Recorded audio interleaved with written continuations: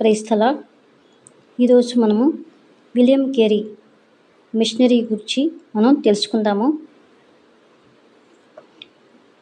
1761 August 17న ఇంగ్లాండ్లోని north Hampton Shire అను మారుమూల గ్రామంలో ఒక పేద కుటుంబంలో జన్మించిన.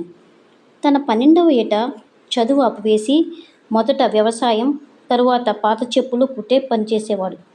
చెప్పులు కుట్టుచు లాటిన్, గ్రీకు, హెబ్రీ భాషలను నేర్చుకునేను. 1779లో తన 18వ ఏట తన స్నేహితుడైన జాన్ వార్ ఆంగ్లికన్ చర్చిలో మారు మనసు పొందెను. దేవుని రాజ్య వ్యాప్తియే తన లక్ష్యంగా పెట్టుకుని పగలు పాఠశాల నడుపుచు రాత్రులు చెప్పులు కుట్టెను. ఆలయంలో ప్రసంగించుట, ప్రపంచ పటమును దగ్గర పెట్టుకుని ప్రార్థన చేయనారంభించెను. 1785లో మలాటనీ బాప్టిస్టు చర్చిలో పాస్టర్గా నియమించబడెను. 2 సంవత్సరాల తర్వాత అభిషేకించబడి హార్వులాన్ చర్చికి పంపబడెను.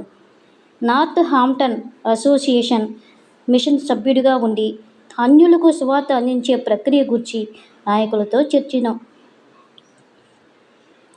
దేవుడు ఒకవేళ అన్యులను మార్చాలంటే అది నీ సహాయం లేకపోయినా దేవుడు చేయగలడని వారు అతన్ని నిరుత్సాహపరిచిరి. 1791లో నాటింగ్హామ్లో చారిత్రాత్మక ప్రసంగమును యెషయా 54:2 చేసి దేవుని నుండి గొప్ప కార్యాలు ఆశించు, దేవుని కొరకు గొప్ప పనులు చేయని చెప్పెను.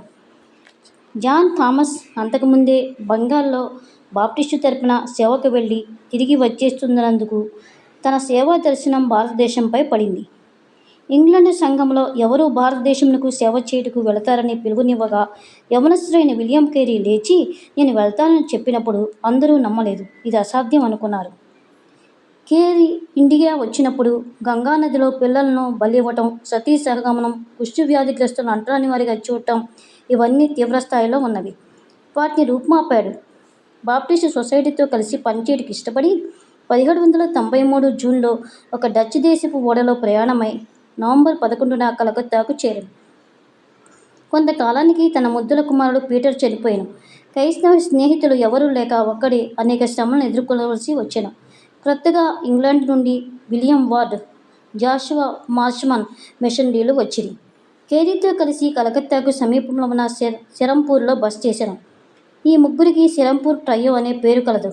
ఈ ముగ్గురు కలిసి సువార్తను అనువాదం చేసి వారిద్దరితో పాటు తెచ్చిన ప్రింటింగ్ మిషన్పై ప్రింటింగ్ చేసిరి.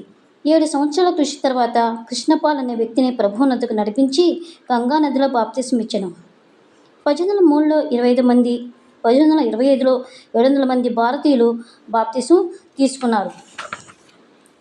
వీరికి వారి భాషలో బైబిల్ ఉంటే బాగుంటుందని బైబిల్ను అనువాదం చేసి 1801లో బెంగాలీ భాషలో మొదటిసారిగా నూతన నిబంధనను ప్రచురించెను. కొన్ని వాక్య భాగాలను 34 భాషల్లో ప్రచురించి పూర్తిగా 6 భాషల్లో బైబిల్ను మరియు 24 ఇతర పుస్తకాలను అనువదించెను. అనువాద ఫలితంగా ఫోర్ట్ విలియం కళాశాలలో ప్రొఫెసర్గా నియమించబడి సంస్కృతం, బెంగాలీ, మరాఠీ భాషలను 30 సంవత్సరాలు బోధించెను. అక్కడ వచ్చే రాబడితో డిక్షనరీలను, గ్రామర్ పుస్తకాలను తయారు చేశాను. 1812లో గొప్ప అగ్ని ప్రమాదంలో అనువాదం చేసిన బైబిల్ కాగితములు, పుస్తకములు, ప్రింటింగ్ పేపరు సమస్తమును కాలిపోయినాయి. ఆయనను విశ్వాసము సన్నగిల్లకుండా పట్టుదలతో మళ్ళా తన పనిని సాగించెను. ఇంగ్లాండ్ రాణికి విలియం కేరీని ఒకరిలా పరిచయం చేశారట. ఈయనే చెప్పులు తయారు చేసే విలియం కేరీ అని చెప్పారట. రాణి కూడా వ్యంగ్యంగా చెప్పులమ్ముకొని విలియం కేరీ ఈయనేనా అని అనగా అప్పుడు విలియం కేరీ గారు ఇలా అన్నారట, నేను చెప్పులు తయారు చేసేవాడిని కాదమ్మా, పాత చెప్పులు రిపేర్ చేసేవాడిని మాత్రమే అని చెప్పారట. ఆయన భారతదేశం వచ్చి చెప్పులు కుట్టుకుంటూ సేవ చేశారు. ఆయన చెప్పుల షాప్ ముందు don't talk about William Carey but talk about the God of William Carey అని వ్రాసి ఉంచాడు. 1819లో సిరంపూర్ కాలేజీని స్థాపించెను. భారతీయులకు ఇదే మొట్టమొదటి క్రైస్తవ కళాశాల. భారతీయులతో భారతదేశంలో క్రీస్తు కొరకు జయించవాలని కోరుకునేను. 1829లో సమాజంలో ఉన్న బాల్యవివాహములు, సతీ సహగమనము, శిశుబలులు మొదలగు మూఢాచారాలను అరికట్టుటకు రాజా రామ్మోహన్ రాయ్తో పాటు కృషి చేసి ఆ దురాచారములను రూపుమాపి వారికి సువార్త అందించెను. కేరీ గారి జీవితంలో 24 భాషల్లో పూర్తి బైబిల్ను, 40 భాషల్లో క్రొత్త నిబంధన గ్రంథమును తర్జుమా చేసి ప్రింట్ చేయించెను. 1834లో మరణించగా 1996లో భారత రాష్ట్రపతి శంకర్ దయాళ్ శర్మ ఈయన పేరుపై పోస్టల్ స్టాంపును విడుదల చేసెను. Amen. God bless you all.